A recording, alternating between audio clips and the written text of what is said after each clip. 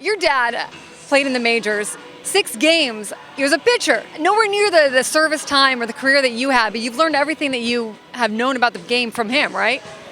Well, everything I learned is from my dad, and he's the biggest role model, my biggest role model.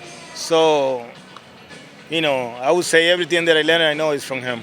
What's the best piece of advice he's given you or the best thing he's taught you? He always focused on me to work hard, and I think that work ethic that I have, I learned it from him. He used to be a pitcher. I see him like running like 30 laps every day. That's why I used to be pitchers back in the day. He was most focused on the running and get your resistance, and he was the type of guy. That's how he learned, and he trying to convert me a pitcher. I pitched for like 3 months. Really? How old were you? I would say maybe 16, Okay. and I had to like 15 laps every day. One day I said, you know what? I don't want to play no more baseball. I'm not gonna pitch, and I decided not to pitch. Did you have to run when you were doing infield stuff or not like that? No. Okay. I mean, when you play position player, you do more sprints, Yes. 12 sprints, but not like 15 laps. Even if it's jogging, but it's 15 every day. Do you have a good arm though? I would say decent arm. Okay. I would say maybe 90 something. That's Yeah. good. So it's okay. You got your first career hit off Hideo Nomo. Does it feel like yesterday? Does it feel like a long time ago? Honestly, it feel like yesterday. Yeah. I think nobody wants to come. Nobody wants to see the end of his career, Yeah. and you always think you can play this game forever. And but it's good, be playing all this time in the big leagues, be able to be successful, have a championship, an All-Star game, also again MVP, gold glove, I mean, kind of everything. All I can say, that I feel blessed, and I want to thank God for all that. Do you think about that? Okay, it might be over soon. Not really. I mean, I feel good. I've been doing all type of drill where they put it on the computer and see your swing and everything, and I'm above average. So it's kind of like things is not going my way right now, but I feel good, and even taking ground balls, my VP. I love how popular you are. Everybody knows you. Everybody sees you and wants to talk to you. Well, their manager, Derek Shelter, was my first manager in rookie ball. I played with Ben Gamble in Seattle. I played with his brother with the Yankees. So I've been around too long to get to know everybody, I think. Okay, 22 years old, you make your debut with the Yankees, spend 9 seasons with them. How did that shape you to be part of that organization, to come up through that organization as a young player? Well, blessed. I was blessed to be able to come up with that organization. What all they teach you is winning, and be able to come be the youngest with other superstar Hall of Famers and learn the baseball like quick, because you have to learn and you have to do your job if you want to be able to stay in the big leagues, and I was able, but that's because I learned it from the system.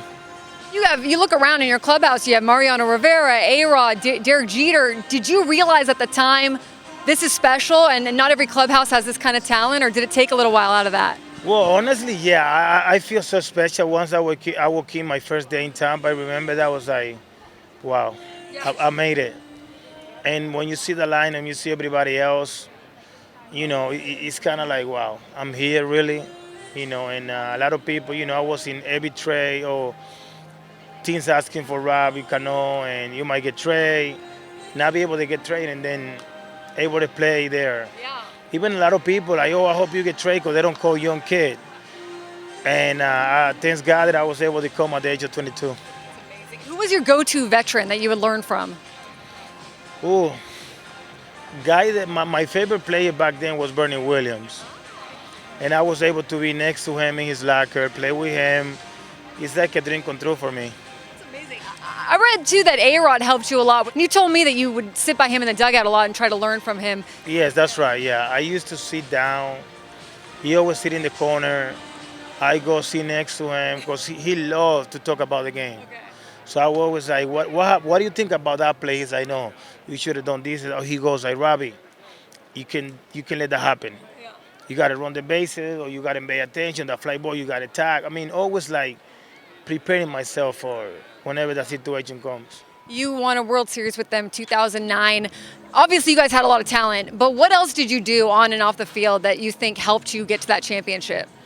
You know, always prepare yourself. You always have to be the prepare. Always, if you have any problem, you have to lead.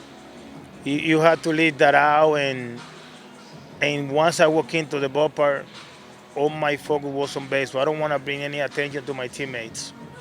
17th season in the majors, which is crazy. I mean, it's really remarkable.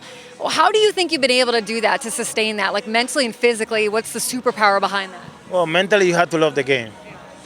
You know, and for me, like, I play with guys that get like homesick, want to see the family. But for me, once I leave home, I know I'm going to do what I love, and that's what is providing me to support and help my family to have a better life. And like I say, you have to love the game and always like prepare yourself. For me, I love to work hard, and I'm the type of guy that I would never want to come to a season not prepared.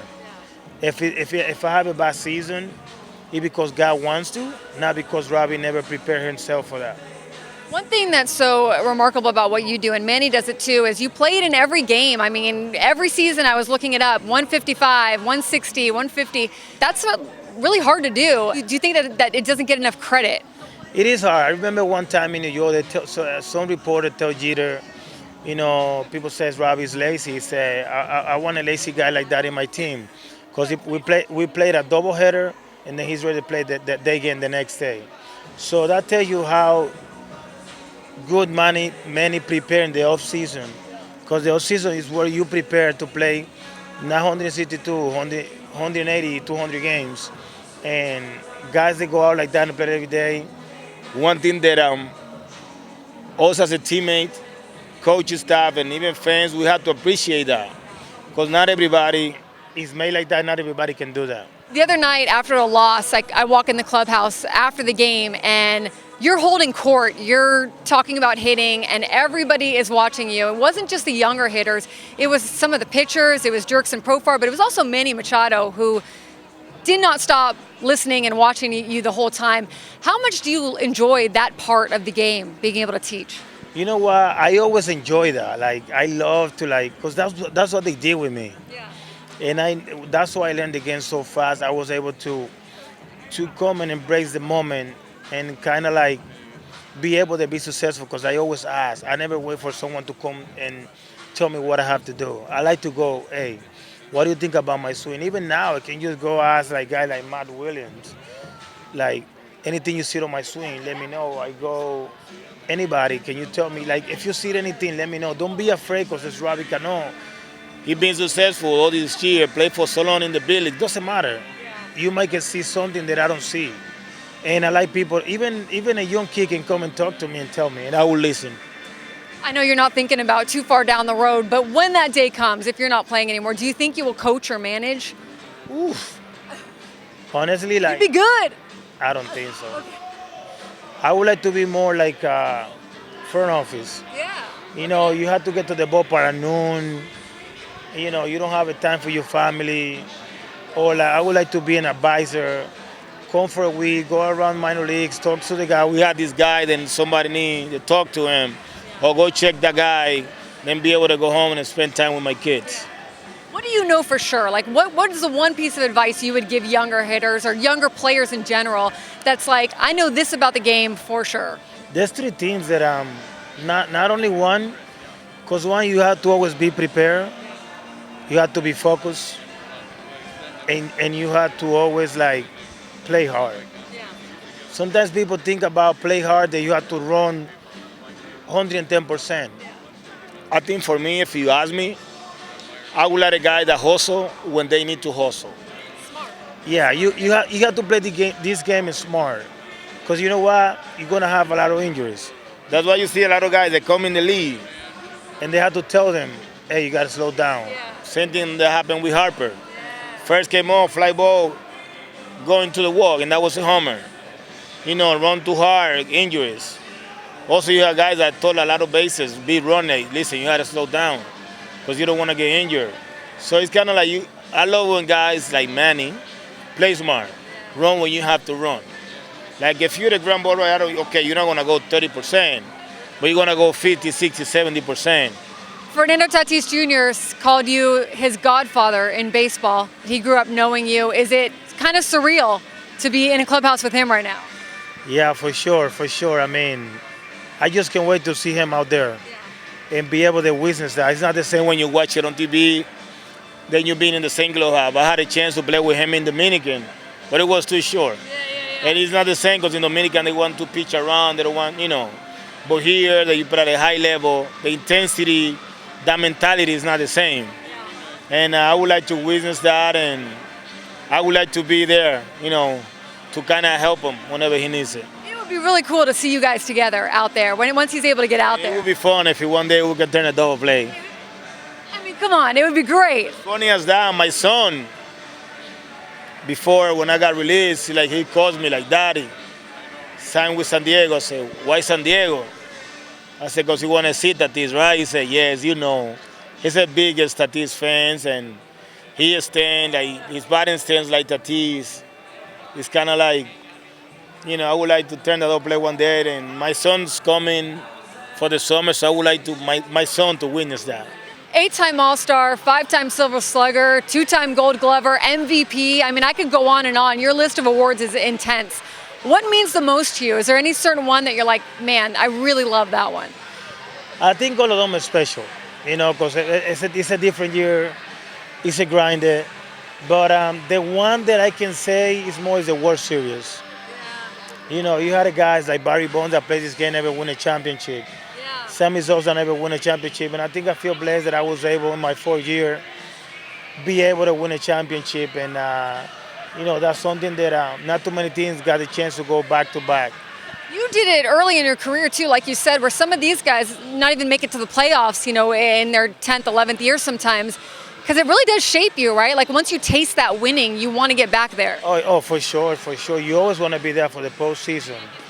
Like that's when more like you can put your name out there when you be able to play at the playoff, and those kind of like those type of things that what is the real pressure in the game, and that's when you know how good you can be, that you can control those emotions, the adrenaline, and it's different. It's different. I know you're big on giving back too. Like I believe you started a school or opened a school in the Dominican. What's important to you as far as your philanthropy? Like what kind of change are you hoping to see when you give back?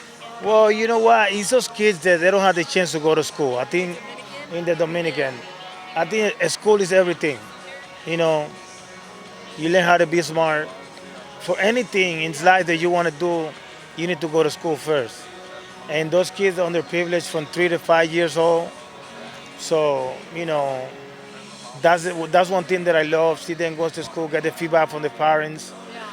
But now we're working on trying to make like a bigger school, because now we only have it from 3 to 5 years old, but now we want to make it from 1st grade to 12th grade, so that way because we don't know what they're doing after those 2 years.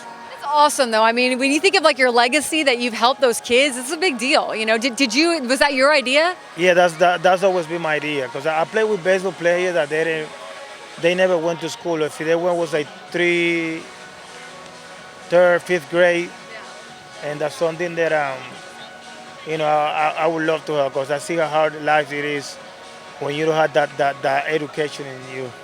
Do you believe that you give to this game and this game gives back to you? I mean, is it like that?